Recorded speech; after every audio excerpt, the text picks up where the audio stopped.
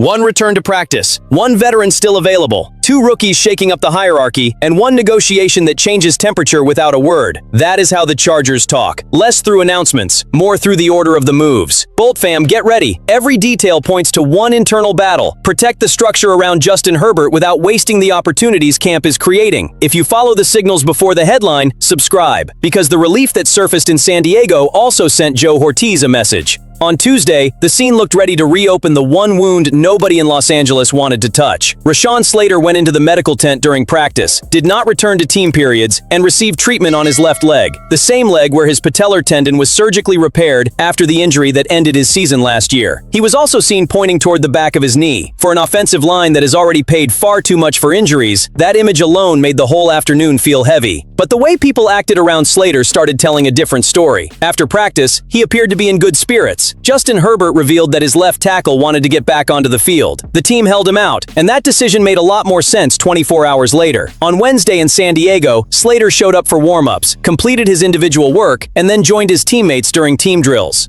That final detail says more than any carefully prepared answer at a press conference. An individual warm-up can be a test. Team participation suggests the doctors, trainers, and coaching staff were comfortable putting Slater back into the structure of the offense. Wednesday's session moved at a walkthrough pace, so Los Angeles could have shut down its starting left tackle completely without surprising anyone. Veterans like Khalil Mack, David Njoku, and Denzel Perryman did not practice at all. Slater still went out there. ESPN's Chris Rim reported that Slater opened next to Branson Taylor, who took most of the first-team work at left guard. Trey Pipkins had occupied that spot the day before, and Trevor Penning also entered the rotation. When Slater left Tuesday, Pipkins and Taylor moved between guard and tackle. That exposes the domino effect one absence on the left edge could create. The interior competition changes. The depth gets stretched. Herbert's protection plan has to be rebuilt in the middle of camp. So yes, take the relief, but keep the memory. Slater returning the next day was the best possible outcome, yet that repaired patellar tendon will continue to be monitored. The message for Hortiz is direct. A strong starting five is not enough. This season will be judged by how the Chargers respond when one piece comes out of the lineup. And there is still a veteran on the market who makes that conversation feel a lot more urgent.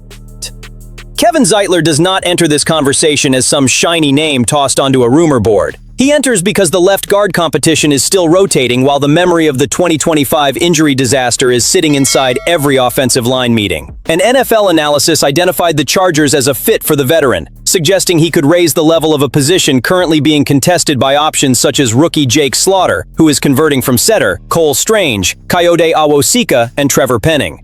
The first reaction demands aggression. Protect Herbert and sign the best resume still available. Zeitler is 36 and entering his 15th NFL season. A first-round pick by Cincinnati in 2012, he has played for 6 organizations, started 213 of 214 regular season games, and made 7 more starts in the playoffs. He earned a Pro Bowl selection with Baltimore in 2023 and finished last season with Tennessee as Pro Football Focus's number 11 guard in the league. That is not a famous name running on old reputation. That is experience backed by recent production. Inside the building, the question would be different. Do the Chargers view Zeitler as an immediate starter or as high-end insurance while they test a younger answer? Taylor led Wednesday's reps. Pipkins already had his turn. Penning remains in the rotation. The moment Zeitler walked through the door, the distribution of those opportunities would change.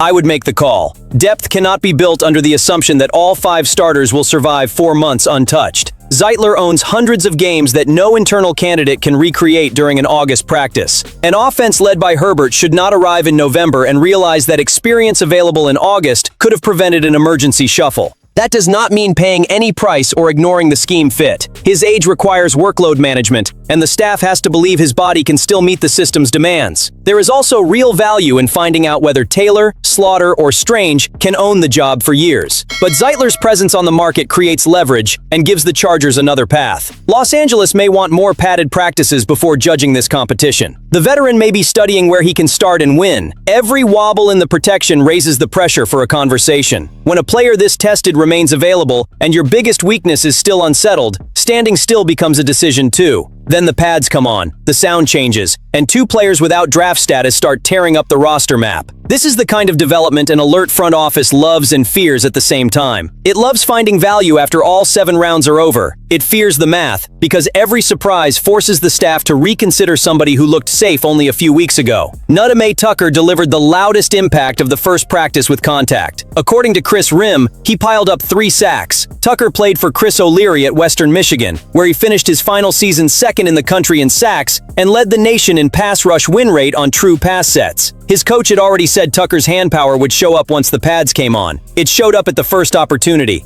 Tucker is 26, has shorter arms, and carries a smaller frame that helped push him out of the draft, along with a limited sample of dominant production. He answered those limitations with his first step, power in his hands, and a motor that does not switch off. Knowing O'Leary speeds up his understanding of the system. It does not hand him a roster spot. To turn practice sacks into a place on the 53, Tucker has to keep winning when the offense adjusts its protection. More importantly, he has to bring real value on special teams. Avery Smith is making noise in a completely different way. The Chargers held 8 draft picks and did not select a cornerback, even though Joe Hortiz said the team was looking at the position on day 3. Smith left Toledo with draftable grades from different evaluators and found a Los Angeles cornerback room with an established top 3, but open ground right behind them. He performed well during OTAs, kept showing up at training camp, earned steady recognition from reporters at practice, and even drew praise from Derwin James. A sack creates an instant reaction. A rookie corner has to build trust 1 rep at a time, because 1 mistake can erase 5 clean snaps in the public's mind. Smith appears to be winning that quieter battle. His chances improve if he proves he can handle multiple responsibilities and cover kicks, the universal language of the final roster spots. This secondary needs reserves who can create plays, not just extra bodies capable of filling a formation. The invisible competition works like this. Tucker and Smith are not only battling players at their own positions, they are battling every reserve who can contribute on special teams. If one of them becomes too valuable to lose, the math changes in another room. The first padded practice did not deliver 2 winners. It delivered 2 excellent problems for Hortiz to solve. Camp opens the door. Preseason performance, consistency, and versatility decide who walks through it.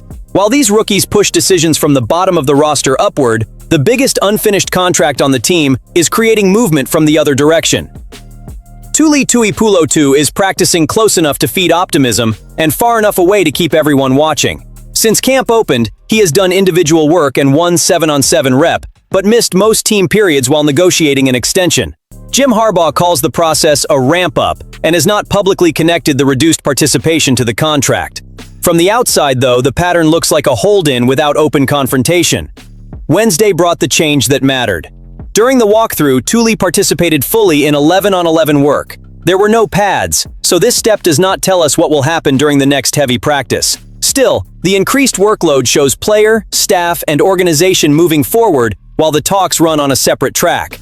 In a major negotiation, behavior communicates too. But Bolt fam, here is where the story gets interesting. Tuli's value is not being built on some distant promise. In 16 games last season, he produced 70 total pressures, 13 sacks, and 2 forced fumbles. He became the central weapon of the pass rush even with Khalil Mack and Odafe Owe in the rotation. Mack may be entering the final year of his career, while Akeem Messidor still has to show how his rookie game will translate to the NFL. Tuli's importance could grow before a new contract even begins to age.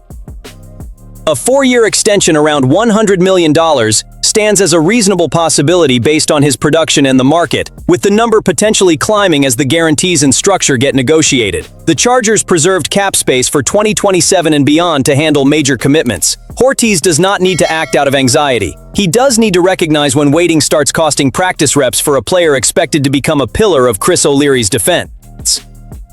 There is a delicate line here. If Tuli joins everything before the deal, he reduces the pressure created by his partial absence. If he stays on the side too long, he loses installation time and rhythm in a new system. Full participation in a walkthrough looks like a smart middle ground. It keeps him engaged in the work without turning one light session into definitive proof that everything is normal. This may simply be the next step in Harbaugh's ramp-up plan. It could also indicate that both sides see a path forward without raising the temperature. I am defending the player on this one. 13 sacks cannot receive a bureaucratic response from a franchise that wants a defense capable of closing games in January. I am also defending the Chargers against accepting a bad structure simply to stage a contract signing photo. Guarantees, cash flow, and future flexibility matter. The right agreement rewards Tuli while protecting the organization's ability to keep Joe Alt, Ladd McConkey, and other central pieces when their turns arrive. Chargers read, I want your interpretation of the gesture hidden underneath the headline. Which detail from the next practice would tell you the most about this negotiation? Tuli entering padded team periods, the number of reps he receives, or the way Harbaugh describes the plan afterward? The answer will not live inside one isolated sentence. It will be found in the sequence. Individual work, 7-on-7, a light 11-on-11 session. If the next step arrives, the temperature inside this negotiation changes. If it does not, the urgency for Hortiz to find common ground rises immediately. When the next practice begins, I will not watch the result of one rep first. I will watch who receives trust, who gets a heavier workload, and whose absence changes the conversation inside the building. That is where the Chargers will show whether camp is producing good stories or building answers for January. Herbert's window demands decisions that survive the first problem, not August excitement. If you agree the next practice matters more than the noise around the headline, subscribe and come back for our next read. Bolt fam, I need your opinion on this one. If you could leave Joe Hortiz one instruction today, what would it be?